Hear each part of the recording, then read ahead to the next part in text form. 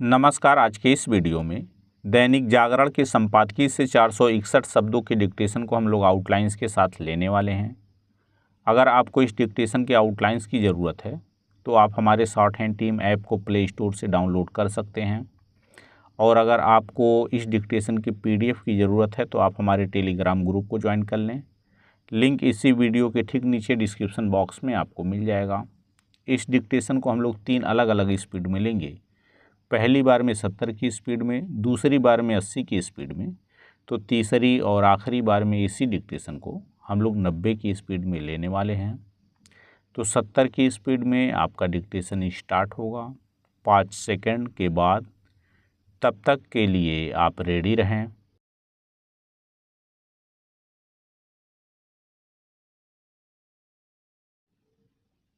Start.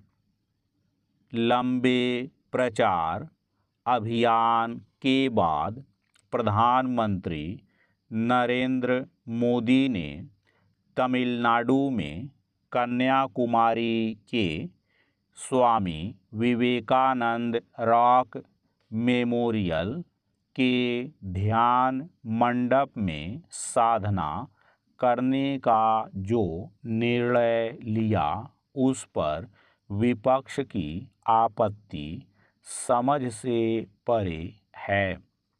किसी विपक्षी नेता को यह लग रहा है कि प्रधानमंत्री के ध्यान लगाने के फैसले से मतदान के अंतिम चरण में भाजपा के पक्ष में कुछ प्रभाव पड़ सकता है, तो किसी ने यह सुझाव दिया कि उन्हें ध्यान करने के बजाय आराम करना चाहिए, क्योंकि 4 जून को उनकी सत्ता जाने वाली है।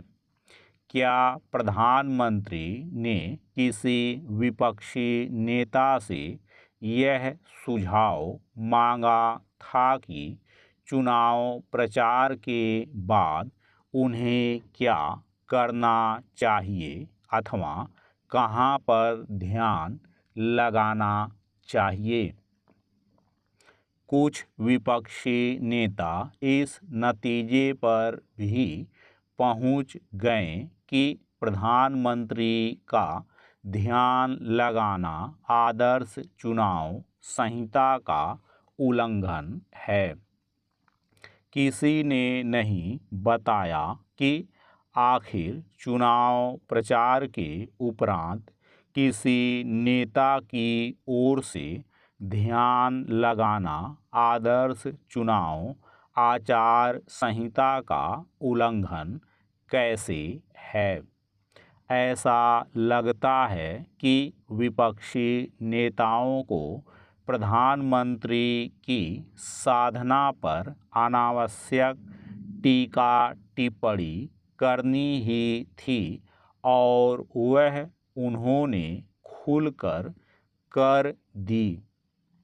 ऐसा करके उन्होंने एक तरह से प्रधानमंत्री का काम आसान ही कर दिया, क्योंकि उनकी निरर्थक आपत्तियों के चलते देश भर में यह चर्चा होने लगी कि PM के ध्यान लगाने से विपक्ष का ध्यान भंग हो गया है।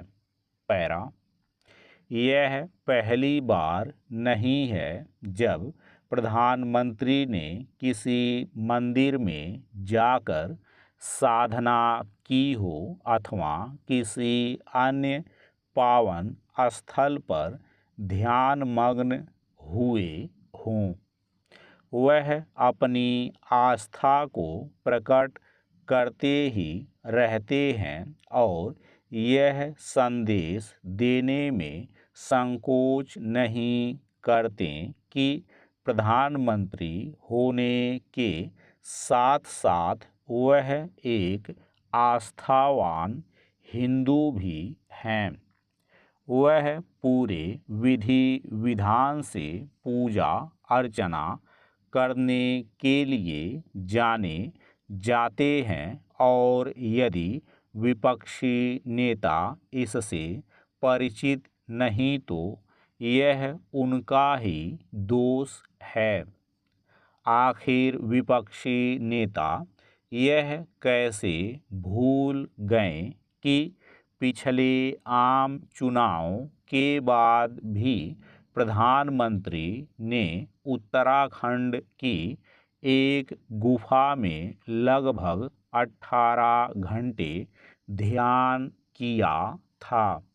इस बार वह स्वामी विवेकानंद के नाम वाले स्मारक में करीब 45 घंटे ध्यानरत रहेंगे। यह कोई छिपी बात नहीं कि वह स्वामी विवेकानंद के जीवन से प्रेरणा प्राप्त करते रहे हैं। विपक्ष को इससे भी अवगत होना चाहिए कि प्रधानमंत्री अपनी जीवन शैली के माध्यम से देश में आध्यात्मिक चेतना जगाने का भी प्रयास करते रहते हैं। क्या यह कोई अनुचित बात है?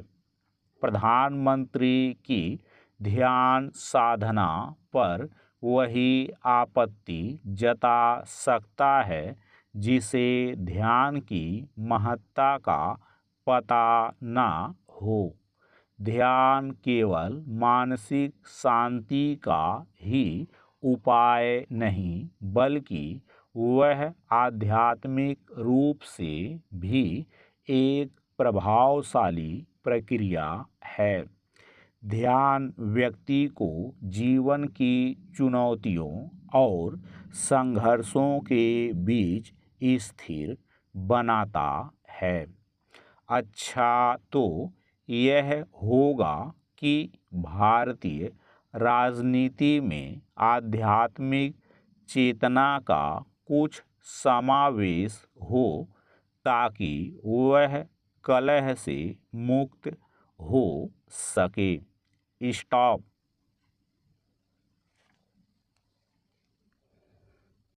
दोस्तों, इसी डिक्टेशन को दूसरी बार में हम लोग 80 की स्पीड में लेंगे और आपका समय स्टार्ट होगा 5 सेकंड के बाद।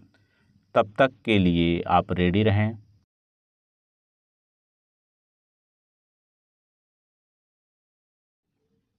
स्टार्ट। लंबे प्रचार अभियान के बाद प्रधानमंत्री नरेंद्र मोदी ने तमिलनाडु में कन्याकुमारी के स्वामी विवेकानंद रॉक मेमोरियल के ध्यान मंडप में साधना करने का जो निर्णय लिया उस पर विपक्ष की आपत्ति समझ से परे है। किसी विपक्षी नेता को यह लग रहा है कि प्रधानमंत्री के ध्यान लगाने के फैसले से मतदान के अंतिम चरण में भाजपा के पक्ष में कुछ प्रभाव पड़ सकता है, तो किसी ने यह सुझाव दिया कि उन्हें ध्यान करने के बजाय आराम करना चाहिए क्योंकि 4 जून को उनकी सत्ता जाने वाली है। क्या प्रधानमंत्री ने किसी विपक्षी नेता से यह सुझाव मांगा था कि चुनाव प्रचार के बाद उन्हें क्या करना चाहिए अथवा कहां पर ध्यान लगाना चाहिए? कुछ विपक्षी नेता इस नतीजे पर भी पहुंच गए कि प्रधानमंत्री का ध्यान लगाना आदर्श चुनाव संहिता का उल्लंघन है। किसी ने नहीं बताया कि आखिर चुनाव प्रचार के उपरांत किसी नेता की ओर से ध्यान लगाना आदर्श चुनाव आचार संहिता का उल्लंघन कैसे है? ऐसा लगता है कि विपक्षी नेताओं को प्रधानमंत्री की साधना पर अनावश्यक टीका टिप्पणी करनी ही थी और वह उन्होंने खुलकर कर दी। ऐसा करके उन्होंने एक तरह से प्रधानमंत्री का काम आसान ही कर दिया, क्योंकि उनकी निरर्थक आपत्तियों के चलते देश भर में यह चर्चा होने लगी कि पीएम के ध्यान लगाने से विपक्ष का ध्यान भंग हो गया है। पैरा, यह पहली बार नहीं है जब प्रधानमंत्री ने किसी मंदिर में जाकर साधना की हो अथवा किसी अन्य पावन स्थल पर ध्यानमग्न हुए हों। वह अपनी आस्था को प्रकट करते ही रहते हैं और यह संदेश देने में संकोच नहीं करते कि प्रधानमंत्री होने के साथ साथ वह एक आस्थावान हिंदू भी हैं। वह पूरे विधि विधान से पूजा अर्चना करने के लिए जाने जाते हैं और यदि विपक्षी नेता इससे परिचित नहीं तो यह उनका ही दोष है।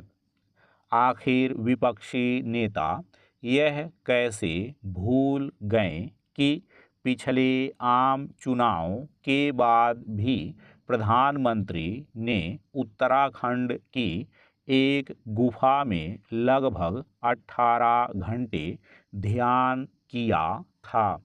इस बार वह स्वामी विवेकानंद के नाम वाले स्मारक में करीब 45 घंटे ध्यानरत रहेंगे।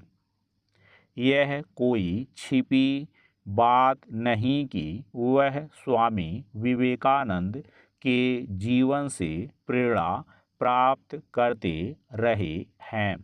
विपक्ष को इससे भी अवगत होना चाहिए कि प्रधानमंत्री अपनी जीवन शैली के माध्यम से देश में आध्यात्मिक चेतना जगाने का भी प्रयास करते रहते हैं। क्या यह कोई अनुचित बात है? प्रधानमंत्री की ध्यान साधना पर वही आपत्ति जता सकता है जिसे ध्यान की महत्ता का पता न हो। ध्यान केवल मानसिक शांति का ही उपाय नहीं बल्कि वह आध्यात्मिक रूप से भी एक प्रभावशाली प्रक्रिया है। ध्यान व्यक्ति को जीवन की चुनौतियों और संघर्षों के बीच स्थिर बनाता है। अच्छा तो यह होगा कि भारतीय राजनीति में आध्यात्मिक चेतना का कुछ समावेश हो ताकि वह कलह से मुक्त हो सके। स्टॉप। दोस्तों, इसी डिक्टेशन को तीसरी और आखिरी बार में हम लोग 90 की स्पीड में लेंगे और आपका समय स्टार्ट होगा 5 सेकंड के बाद। तब तक के लिए आप रेडी रहें।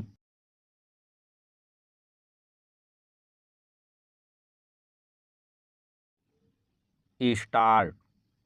लंबे प्रचार अभियान के बाद प्रधानमंत्री नरेंद्र मोदी ने तमिलनाडु में कन्याकुमारी के स्वामी विवेकानंद रॉक मेमोरियल के ध्यान मंडप में साधना करने का जो निर्णय लिया उस पर विपक्ष की आपत्ति समझ से परे है।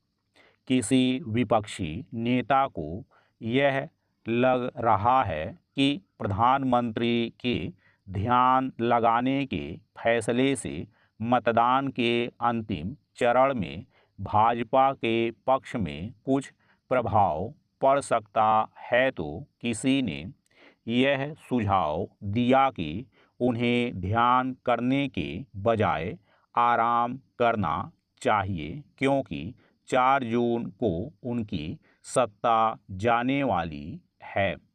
क्या प्रधानमंत्री ने किसी विपक्षी नेता से यह सुझाव मांगा था कि चुनाव प्रचार के बाद उन्हें क्या करना चाहिए अथवा कहां पर ध्यान लगाना चाहिए? कुछ विपक्षी नेता इस नतीजे पर भी पहुंच गए कि प्रधानमंत्री का ध्यान लगाना आदर्श चुनाव संहिता का उल्लंघन है। किसी ने नहीं बताया कि आखिर चुनाव प्रचार के उपरांत किसी नेता की ओर से ध्यान लगाना आदर्श चुनाव आचार संहिता का उल्लंघन कैसे है। ऐसा लगता है कि विपक्षी नेताओं को प्रधानमंत्री की साधना पर अनावश्यक टीका टिप्पणी करनी ही थी और वह उन्होंने खुलकर कर दी। ऐसा करके उन्होंने एक तरह से प्रधानमंत्री का काम आसान ही कर दिया, क्योंकि उनकी निरर्थक आपत्तियों के चलते देश भर में यह चर्चा होने लगी कि पीएम के ध्यान लगाने से विपक्ष का ध्यान भंग हो गया है। पैरा, यह पहली बार नहीं है जब प्रधानमंत्री ने किसी मंदिर में जाकर साधना की हो अथवा किसी अन्य पावन स्थल पर ध्यान मग्न हुए हों। वह अपनी आस्था को प्रकट करते ही रहते हैं और यह संदेश देने में संकोच नहीं करते कि प्रधानमंत्री होने के साथ साथ वह एक आस्थावान हिंदू भी हैं। वह पूरे विधि विधान से पूजा अर्चना करने के लिए जाने जाते हैं और यदि विपक्षी नेता इससे परिचित नहीं तो यह उनका ही दोष है। आखिर विपक्षी नेता यह कैसे भूल गए कि पिछले आम चुनाव के बाद भी प्रधानमंत्री ने उत्तराखंड की एक गुफा में लगभग 18 घंटे ध्यान किया था। इस बार वह स्वामी विवेकानंद के नाम वाले स्मारक में करीब 45 घंटे ध्यानरत रहेंगे। यह कोई छिपी बात नहीं कि वह स्वामी विवेकानंद के जीवन से प्रेरणा प्राप्त करते रहे हैं। विपक्ष को इससे भी अवगत होना चाहिए कि प्रधानमंत्री अपनी जीवन शैली के माध्यम से देश में आध्यात्मिक चेतना जगाने का भी प्रयास करते रहते हैं। क्या यह कोई अनुचित बात है? प्रधानमंत्री की ध्यान साधना पर वही आपत्ति जता सकता है जिसे ध्यान की महत्ता का पता न हो। ध्यान केवल मानसिक शांति का ही उपाय नहीं, बल्कि वह आध्यात्मिक रूप से भी एक प्रभावशाली प्रक्रिया है। ध्यान व्यक्ति को जीवन की चुनौतियों और संघर्षों के बीच स्थिर बनाता है। अच्छा तो यह होगा कि भारतीय राजनीति में आध्यात्मिक चेतना का कुछ समावेश हो ताकि वह कलह से मुक्त हो सके। स्टॉप।